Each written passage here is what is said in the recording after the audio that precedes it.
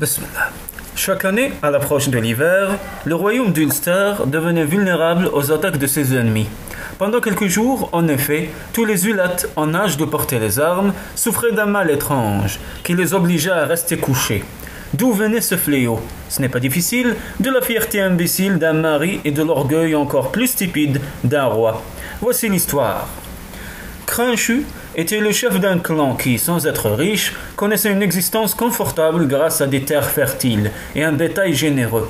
Mais quand il perdit sa femme, il éprouva un tel chagrin qu'il laissa péricliter son domaine.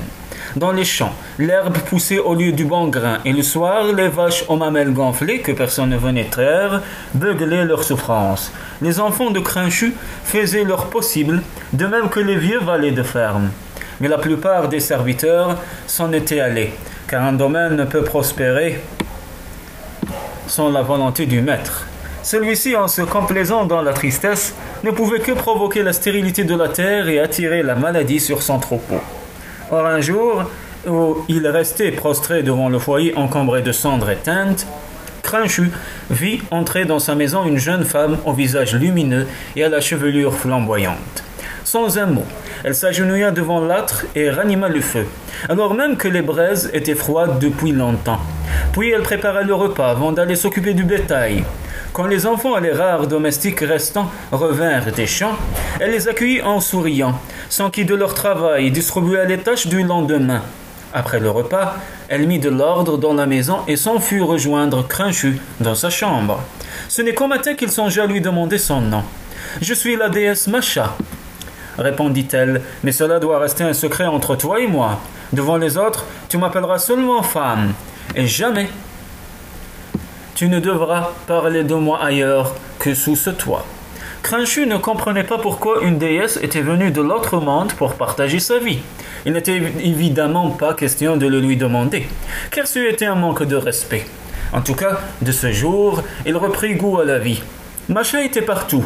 Avait-on besoin d'elle à l'endroit le plus reculé du domaine? Elle surgissait aussitôt. L'instant d'après, on la voyait à l'autre extrémité, et jamais elle ne paraissait essoufflée. Les terres retrouvèrent leur prospérité, les serviteurs revinrent, le flanc des vaches et des juments se remplit. Masha elle-même attendit bientôt un enfant. Comme chaque année, à la fête de Samaïn, l'assemblée des Ulates eut lieu. Tous les habitants du royaume étaient tenus d'y assister, sauf si une raison majeure les en empêchait. C'était le cas de Masha, sur le point d'accoucher. Malgré l'obligation que pesait sur lui, Crinchu hésitait à la laisser seule, mais elle insista. « Va, dit-elle, je ne crains rien, à condition que tu ne parles pas de moi. » L'assemblée offrait l'occasion de débattre des affaires du pays, d'arbitrer les conflits entre chefs de clan et de rendre la justice. Mais surtout, elle fournissait le prétexte à une grande fête. Ce jour-là, le roi démontrait la richesse de l'Ulster et en offrant un festin où la bière coulait à flot, tandis que les plats ne désemplissaient pas. Pour décider à quel convive reviendraient les meilleurs morceaux, on organisait des compétitions. Les champions des Ulates montraient leur talent à la course à pied, au lancer de poids ou au maniement du javelot. C'était à qui porterait le plus longtemps possible un tronc d'arbre dressé à la verticale ou soulèverait une charrette pleine pour lui faire accomplir un tour complet autour de son timon. Puis venait l'épreuve reine, la course de chars. Le roi, Concobar, lui-même y participait. Chaque année, il laissait ses rivaux loin derrière. Cette fois encore, son attelage passa la ligne avec une bonne avance. Comme on le félicitait, il voulut paraître modeste. « Je n'ai aucun mérite, dit-il. Mes chevaux courent plus vite que n'importe quelle créature vivant sous le soleil. » « Ce n'est pas vrai, s'écria une voix dans la foule. Du coup, Concobar oublia sa modestie. « Qu'on m'amène cet effronté, gronda-t-il. Au début de son règne, Concobar s'était montré sage et généreux. À cette époque, il aurait clos l'incident par une plaisanterie en constatant que le fauteur de trouble tenait à peine sur ses jambes, tellement il avait fait honneur à la bière.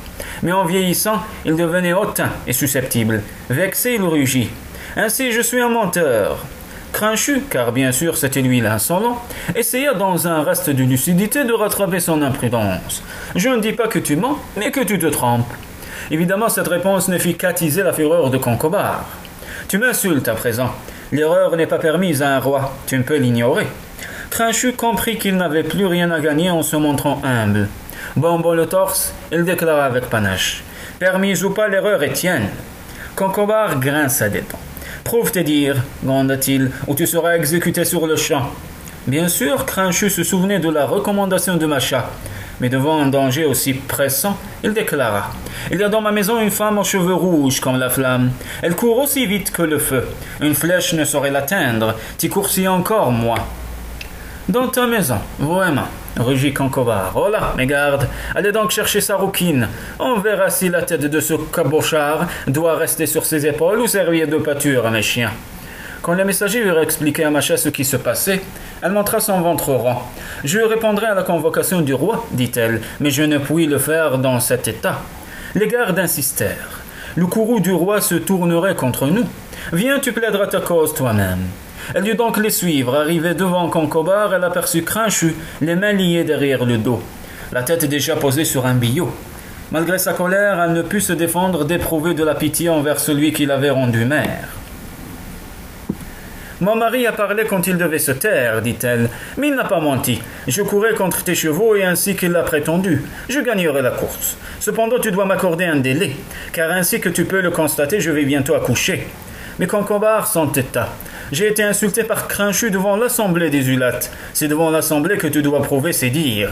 Remporte cette course aujourd'hui même, ou il mourra. Cela est contraire à la justice. Tu ne peux exiger une telle épreuve d'une femme grosse. Pour toute réponse, Concobar adressa un signe au guerrier qui se tenait près du billot. Celui-ci leva sa hache. Alors Macha se tourna vers le peuple. Tous vous êtes nés du ventre d'une femme. Laisserez-vous s'accomplir un tel forfait? Or, aucun n'osa affronter la colère de Concobar, surtout pour une inconnue. Car enfin, d'où sortait-elle, cette femme aux cheveux écarlates? Nul clan ne la reconnaissait pour sienne. Et puis, il faut l'avouer, beaucoup étaient curieux d'assister à la course.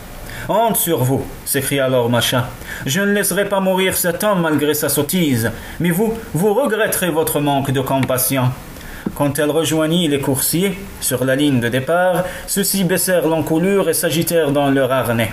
Il faut dire que, dans l'autre monde, sous les tertres où vivent dieux et déesses, Macha règne sur les chevaux et les jumeaux. « Comment vous en voudrais-je? Vous n'êtes pas responsable, les rassura Macha.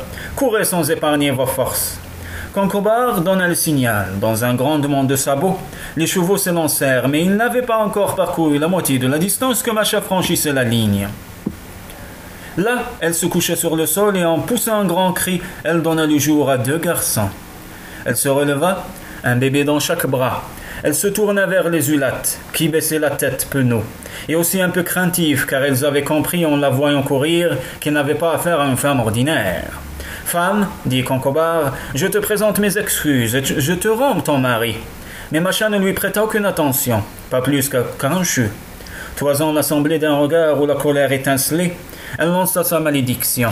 « La honte est tombée sur tous les hommes qui ont entendu le cri de ma délivrance, annonça-t-elle. Voici leur châtiment. Chaque année, à pareille époque, pendant 3 fois 5 jours et 5 nuits, ils ressentiront les douleurs qu'éprouve la femme quand elle donne naissance à un enfant. » Ayant ainsi parlé, elle s'éloigna en emportant ses 2 fils. Nul n'osa la retenir. Voilà, vous savez maintenant pourquoi tous les ans, le royaume d'Ulster demeurait sans défense, pendant que les guerriers, cachés au plus profond de leur demeure, toute force perdue, connaissaient la douleur et l'humiliation. Voilà aussi pourquoi sa capitale s'appela de ce jour Emain Macha, ce qui signifie les jumeaux de Macha.